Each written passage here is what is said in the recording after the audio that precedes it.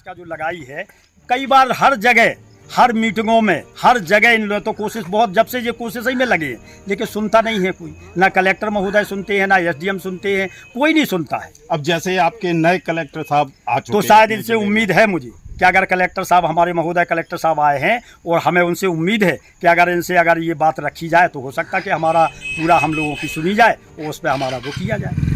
धन्यवाद। मेरा नाम अब्दुल लतीफ़ उर्फ एहसन हाफिज जी।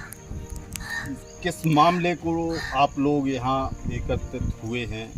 एक ही तो मामला है हम लोगों का, जतारा मदन सागर, जो कि यहाँ के लोगों का जीवन स्रोत है।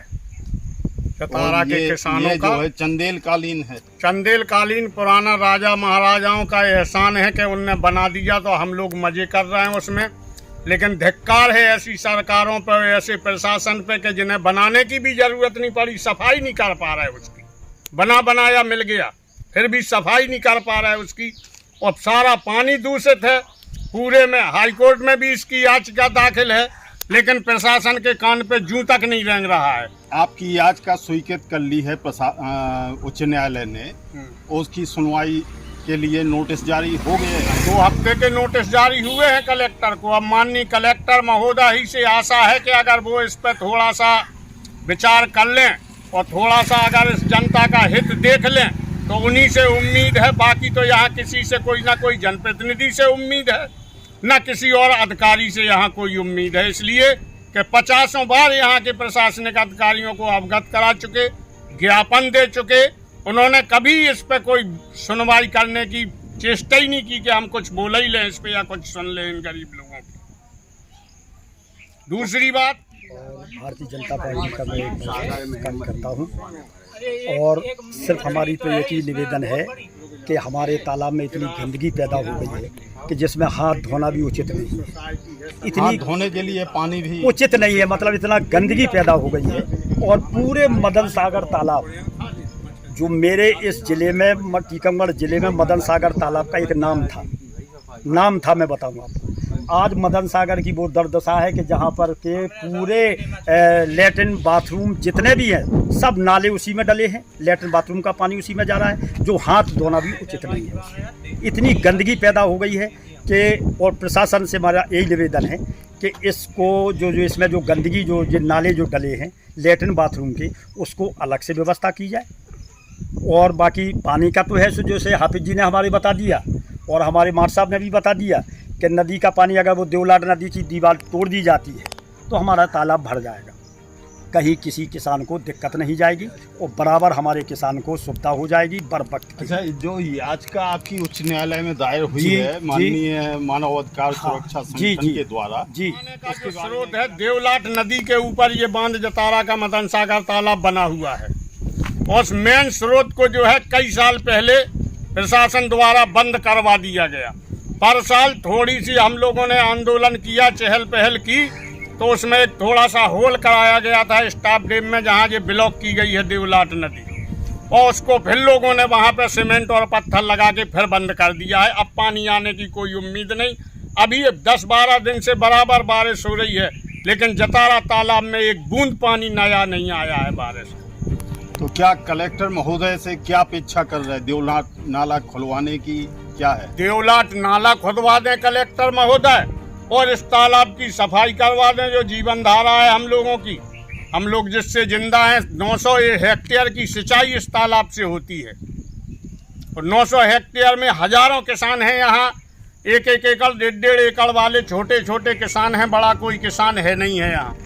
तो कम से कम 2-4 हजार आदमियों का जीवन यापन इसी तालाब से होता है। तो कलेक्टर महोदय अगर इस पर विशेष ध्यान दे लें तो हो सकता है हम लोगों के दिन फिर जाएं या बदल जाएं दिन, वरना जैसे जिंदगी कट रही है काट रहे हैं, मजबूर हैं। और प्रशासनिक यहाँ जो जनप्रतिनिधि हैं उनके लिए एक शेर बोलना चाहूँगा मैं कि चांद समझा था जिसे चांद का हाला निकला, चांद समझा था जिसे चांद का हाला निकला, मेरा मतलूब भी मकड़ी का जाला निकला, और सोचा था कि हाकिम से करेंगे फरियाद, वो भी कमबख्त तेरा चाहने वाला निकला। कोई नहीं सुनता है। किस मामले को लेके आप लोग एकत्रित हम हुए हैं यहाँ पर इस तालाब? तालाब की चंदेलकालीन तालाब की दुर्दशा देख रहे हैं।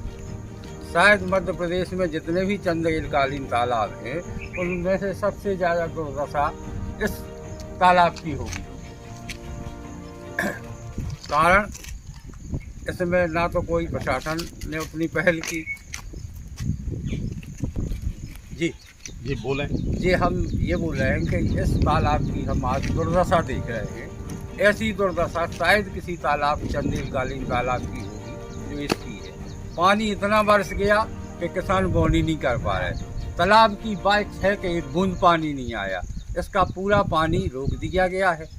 पूरे तालाब में गंदगी फैली। शासन प्रशासन से अपेक्षा क्या है? शासन प्रशासन से अपेक्षा कि अभी समाचार पत्रों में पढ़ा था कि माननीय कलेक्टर महोदय इस मामले में बड़े सक्रिय हैं और वो पुरानी तालाबों की बावड़ियों की बड़ी रख रखाव कर रहे हैं। होता उनसे अपेक्षा ये है, उनसे निवेदन ये है कि वो इस पर भी थोड़ा ध्यान दें और इस तालाब को अगर वो थोड़ी सी नज़र आए तो कोई बड़ी बात नहीं है, छोटा सा काम है और लाखों किसानों की इसमें वो हो जाएगी। अब ये है कि 7 हफ्ता या 8 हफ्ता जब तक बरसात हो ही जाए, हर साल यही होता है कि इतने दिन बाद पानी खुल जाएगा जब तक बारिश खत्म हो जाती है। पिछले कई वर्षों से यही हो रहा है कि बस पानी खुलने वाला है, वहाँ से नाली जो रोक दिया गया है देवलाट नदी वो खुलने वाली है जब तक बरसात चली जाती। हालात जो के त्यों बने रहती हैं। तो देवलाट नदी का जो डैम बना हुआ है जी, उसको खुलवाने के लिए आप अपेक्षा कर रहे हैं? बिल्कुल कलेक्टर वो ये उसी से ये तालाब भरता था।